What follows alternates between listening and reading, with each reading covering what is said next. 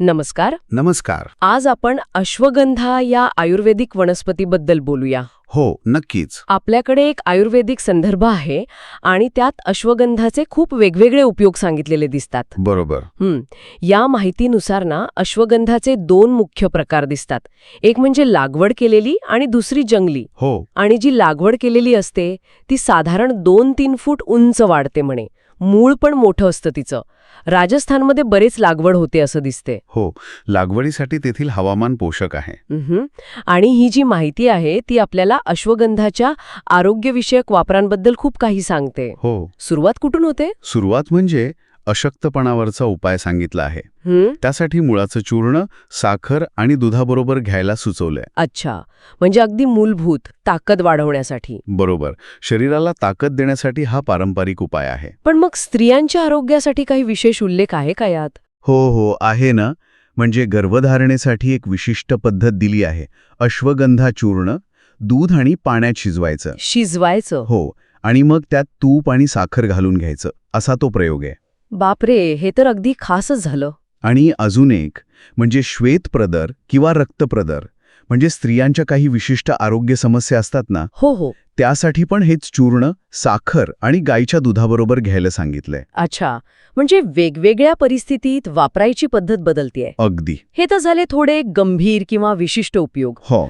पण रोजच्या काही किरकोळ समस्या, समजा खोकला किंवा ताप आला तर? त्यावरही उपाय आहेत.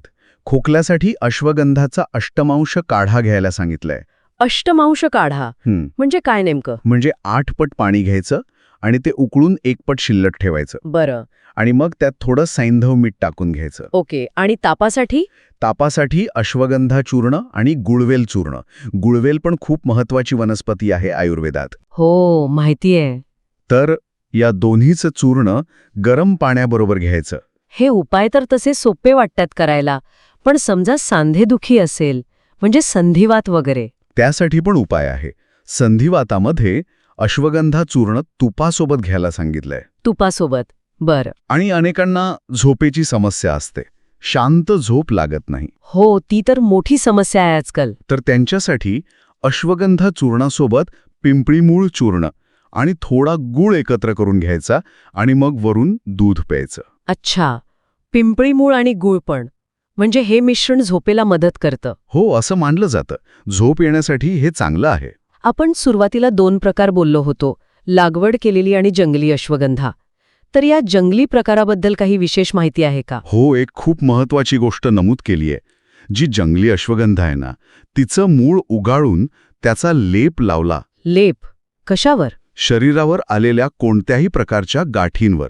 तर त्या गाठी विरघळतात, असं या माहितीत म्हटलं आहे. अरे वा, हे तर खूपच वेगळं आहे. म्हणजे लागवड केलेल्या अश्वगंधापेक्षा हा गुणधर्म वेगळा झाला? हो, हा जंगली प्रकाराचा विशेष गुणधर्म दिसतोय इथे. हे खरंच खूप इंटरेस्टिंग आहे. एकाच वनस्पतीच्या 2 प्रकारांमध्ये इतका फरक असू शकतो? अजून काही उपयोग सांगितले आहेत का? हो, आहेत ना. जसं की रक्तविकार, म्हणजे रक्ताशी संबंधित काही समस्या असतील तर अश्वगंधा आणि चोपचिनी यांचं समप्रमाणात चूर्ण घ्यायचं आणि ते मधातून घ्यायचं. चोपचिनी सोबत? अच्छा. आणि गंडमाळा, म्हणजे ज्याला आपण गॉयटर म्हणतो, किंवा मानेजवळ ग्रंथींना सूज येते, हो. त्यावर अश्वगंधाच्या पानांच्या गोळ्या करून खायला सांगितल्या आहेत आणि पानांचा लेप पण लावायला सांगितला आहे. म्हणजे फक्त मुळच नाही तर पानं सुद्धा उपयोगी आहेत याची? अगदी बरोबर. यावरून कळतं की वनस्पतीचा प्रत्येक भाग महत्वाचा असू शकतो. तर एकंदरीत या माहितीचा आढावा घेतल्यावर असं लक्षात येतंय की अश्वगंधा ही आयुर्वेदात किती महत्वाची आणि बहुगुणी मानली जाते. म्हणजे अशक्तपणापासून ते स्त्रियांचे आजार, साधा खोकला ताप, सांधेदुखी, झोप न येणं इतकंच नाही तर गाठी आणि रक्तविकारांवर सुद्धा. बरोबर. आणि वापर पण कसा बदलतोय? मूळ, पानं, जंगली प्रकार, लागवडीचा प्रकार, प्रत्येकाचं महत्त्व वेगळं. अगदी. आणि मला वाटतं सगळ्यात जास्त विचार करायला लावणारी गोष्ट म्हणजे ही लागवड केलेली आणि जंगली अश्वगंधा यांच्या गुणधर्मांमधला फरक. हो ना. तो जंगली प्रकाराचा गाठी विरघळवण्याचा जो विशेष गुण सांगितला आहे तो खरंच आपल्याला वनस्पतींमधली नैसर्गिक विविधता किती अफाट आहे हे दाखवतो आणि आयुर्वेदाने किती सूक्ष्म निरीक्षणं नोंदवली आहेत हेही समजतं. खरंय. यावर अजून संशोधन झालं तर आणखी रंजक माहिती समोर येऊ शकेल. निश्चितच.